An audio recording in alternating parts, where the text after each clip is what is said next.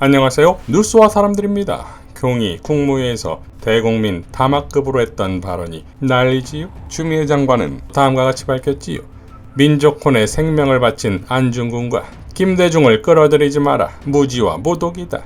윤 정권은 묻지마 친일놀이로 도대체 무엇을 얻었는가. 얻기는커녕 독박을 쓰고 있다. 일본의 소부장 기업을 용인에 불러들이면서 일본의 수출금지 보복 조치 이후 독자 경쟁력을 가지게 된 우리나라의 소부장 기업 지원 예산은 대폭 삭감했다. 독박 외교로 피를 보는 것은 우리 기업이고 우리 국민이다. 철진한 용공몰이로 안 되니 반일몰이로 외교 실패를 가리고 국민적 공분과 비판을 봉사하려 한다. 언론은 독박 외교에 대한 비판은커녕 안중근 의사의 사상도 모독하며 오가쿠라 덴신을 미화하고 윤 대통령의 빈 역사의식을 치장해주고 있다. 오가쿠라의 침략적 아시아주의가 어떻게 안 의사의 평화적 아시아주의와 같은가? 안 의사의 동양평화로는 침략을 반대하고 동등한 주권국가들로서 함께 번영하자는 것이고, 오가쿠라 덴신의 선민사상은 무장 일본의 지배 논리를 정당화하는 논리로 대공화 공영의 근거가 되었다. 안 의사에 대한 모독과 항일 독립의 역사 부정이다. 일본은 수십 번 사과하지 않았다. 불편한 심기를 면해보고자 하는 임시 방편적 사고가 아닌 진실에 기반한 참회의 사과였어야 한다. 두어 번 일본의 반성이 담긴 사과가 있었어도 뒤집을 수 없는 것이어야 하는데 그 후 잘못이 없다고 뒤집었고 2015년에는 거꾸로 우리에게 불가역적 합의를 요구했다. 가해의 진실을 말한 소수의 일본 지식인 언론인도 핍박했다. 미래로 가자고 한 김대중 대통령의 한일 합의는 과거를 직시하고 미래를 지향하되 정치와 역사를 구분하기로 했다. 진실을 외면하지 말고 공동으로 역사적 진실을 연구하는 숙제를 내주었다. 전범 참배는 사죄의 태도가 아니라고 당당하게 요구했다. 그러나 오부치 내각 이후 일본의 과거 직시에 대한 약속은 제대로 지켜지지 않았고 숙제도 안 하고 전범이 있는 야스쿠니 신사참배를 강행했다. 개인적 친일 취향으로 나라의 명운을 재단하면 국익이 절단난다. 검찰총장 시절 위안부 문제에 젊음을 다 바친 윤미향 의원을 법망으로 올감해 온갖 모욕을 주었으나 대부분 무죄가 되었다. 개인에 대한 수사기소권 남용과 인권 침해일 뿐만 아니라 그를 위안부 파리 생계유지자인 것처럼 오인하게 만들어 위안부 해결 촉구운동의 신뢰를 훼손시키고 윤 의원이 일본의 회방에도 불구하고 국제적 인권 이슈로 올려놓았던 위안부 문제의 무게를 훼손했다. 이미 검찰총장으로서도 기소권 남용과 국익에 중대한 해악을 끼친 점에 대해 아무런 사과 표명도 없다. 이러니 지난해 미국 의전서열 3위인 낸시 펠로시 하원의장 면담을 회피한 것도 아베에게 위안부 문제를 지적하고 미국 하원 결의안을 통과시킨 펠로시 의장의 활동과 무관하지 않다고 여겨지는 것이다. 위안부 문제를 국제적 연대로 풀 수 있는 소중한 기회를 날린 것이다. 때문에 펠로시 의장이 의사봉을 진 IRA 법안 통과 전에 한국 기업에 대한 차별을 시정할 수 있는 기회도 날아간 것이다.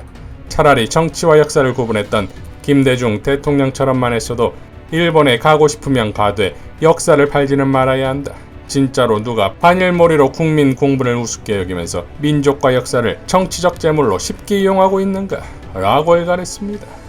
문무성 1호 장학생의 아들이자 일본을 동경하며 검사가 되어서도 강제징용에 대한 해법을 고민했다고 스스로 밝혔고, 일본과의 무역전쟁에 선봉에 있던 조국을 치고 윤미향도 치고 대통령이 돼서도 낸시 펠로시 의장을 아베 눈치를 봐서 패싱을 했다면 그의 모든 결정적 사안에 친일의 DNA가 발현되었던 것이고 그 결과물이 지금의 굴욕 외교가 된 거 아니겠습니까? 김두관 의원은 다음과 같이 밝혔습니다. 윤석열 대통령이 평소보다 3배나 긴 시간을 할애해서 한일 굴욕 외교에 대한 변명을 늘어놓았습니다. 원래 변명은 길게 마련입니다.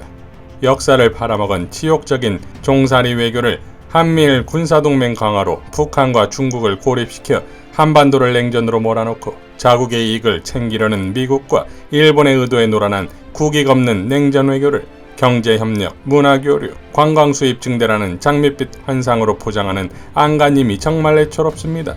돈만 벌면 민족도 역사도 우리 국민의 자존심까지 모두 팔아먹어도 됩니까? 경제가 좋아지면 한반도가 냉전에 휩싸이고 자위대가 독도에서 군사훈련을 하고 북한이 반발해 핵위협이 높아져도 좋습니까? 아니, 그렇게 되면 경제가 좋아지기는 하는 것입니까? 일본이 사과를 수십 번 했으니 이제 그만 때를 쓰자는 거지요? 맞습니다. 말로는 사과를 했습니다. 그런데 잘못했다고 하고 다시 두들겨 패면 그게 사과가 맞습니까? 평생 잘못했다고 사과를 해본 적이 없어 잘 모르시나 본데 그건 사과가 아니라 사기라고 하는 것입니다. 말과 행동이 일치할 때 사과를 했다고 하는 것입니다. 진정한 사과는 피해자가 용서할 때까지 하는 것입니다. 사죄한다면서 죽은 전범이 있는 신사에 가서 보란듯이 참배하고 독도가 우리 땅이라고 우깁니다. 반성한다며 역사교과서를 왜곡하고 위안부도 강제징용도 없었답니다. 이게 사과인가요? 우리 국민은 시도 때도 없이 일본의 사과를 떼쓰는 것이 아니라 말과 행동이 일치하는 진정한 사과를 요구하는 것입니다. 윤 대통령이 일본의 사과가 아닌 사기를 치는 줄 알고도 강제징용 제3자 변제 같은 황당한 약속을 하고 왔다면 민족을 배반한 반민족 외교이고 사기인 줄 모르고 당하고 왔다면 외교와 국익이 뭔지 하나도 모르는 바보 외교입니다. 식민 지배에 대한 책임도 강제징용에 대한 사과도 인정하지 않는 일본에게 조공을 잔뜩 갖다 바치고는 고맙다는 말은커녕 뺨만 맞고 돌아온 굴욕 외교에 제가 다 얼굴을 들 수가 없습니다. 한일 청구권 협정에 대한 정부의 해석과 대법원 판결이 다르다며 한국 대법원 판결이 문제라는 일본의 주장에 동조하는 윤 대통령을 보면서 저 사람이 한국 대통령 맞는가 했습니다. 오늘 윤 대통령은 미래로 가자고 했습니다. 옳은 말씀입니다. 한때 식민 지배를 했던 나라이지만 미래지향적인 관계를 맺고 사이좋게 지내야 합니다. 하지만 미래지향적 관계는 양국이 어깨를 나란히 하는 호의 선린을 바탕으로 열리는 것이지 한쪽이 다른 쪽을 짓밟는 굴종으로는 절대 열리지 않습니다. 대통령과 여당이 말하는 미래는 평화협력의 미래가 아니라 일본 구구주의자들이 희망하는 냉정과 침략의 미래라는 것을 분명히 밝혀둡니다. 진정한 미래지향적 한일 관계는 말과 행동이 나란히 따라가는 일본의 진정한 사과로 시작됩니다. 윤석열 정부가 내놓은 강제동원 해법은 용서와 화해는 물론 미래지향적 관계도 불러올 수 없습니다. 더 큰 갈등과 파국이 기다리고 있을 뿐입니다. 당장 우리 국론이 분열되고 있지 않습니까? 그리고 일본은 이번 고용외교로 식민 지배와 그 범죄를 더욱 분명하게 부정할 것입니다. 거봐라, 한국 기업이 배상하지 않았냐? 그게 강제징용이 없었단 증거다. 이럴 것이 뻔합니다. 군대 위안부도 부정할 것입니다. 일본 정부 차원에서 위안부를 동원하지 않았으니까 재단을 통해 보상을 한 거다 라고 할 겁니다. 독도 문제에 대해 한마디 말도 못한 윤 대통령을 겨냥해서는 우리 땅 내놓으라고 했더니 대꾸도 못했다. 그게 독도가 우리 땅이라는 증거다. 대응한 호의 선린의 미래가 아니라면 윤 대통령이 말한 미래는 곧바로 파국으로 치달을 것입니다. 감히 역사와 민족을 놓고 내가 책임지겠다는 말을 거두십시오. 강제징용 제3자 변제 방안 당장 철회하고 한일 외교 역사상 유례없는 굴욕 외교에 대해 국민 앞에 사죄하십시오. 잘못했으면 사과하는 것이 용기입니다. 그 용기가 없다면 한일 관계의 미래는 물론 윤석열 대통령의 미래도 파국으로 치달을 것입니다. 라고 일갈했습니다. 자, 김창록 교수도 다음과 같이 밝혔지요. 윤석열 대통령이 3월 21일 국무회의 모두 발언에서 1965년 한일 기본조약과 한일 청구권 협정은 한국 정부가 국민의 개인 청구권을 일괄 대리해 일본에 지원금을 수령한다고 되어 있습니다. 라고 발언했다고 한다. 1965년 한일 기본조약과 한일 청구권 협정의 어디에도 한국 정부가 국민의 개인 청구권을 일괄 대리해 일본에 지원금을 수령한다고 되어 있지 않다. 따라서 사실과 다른 발언이다.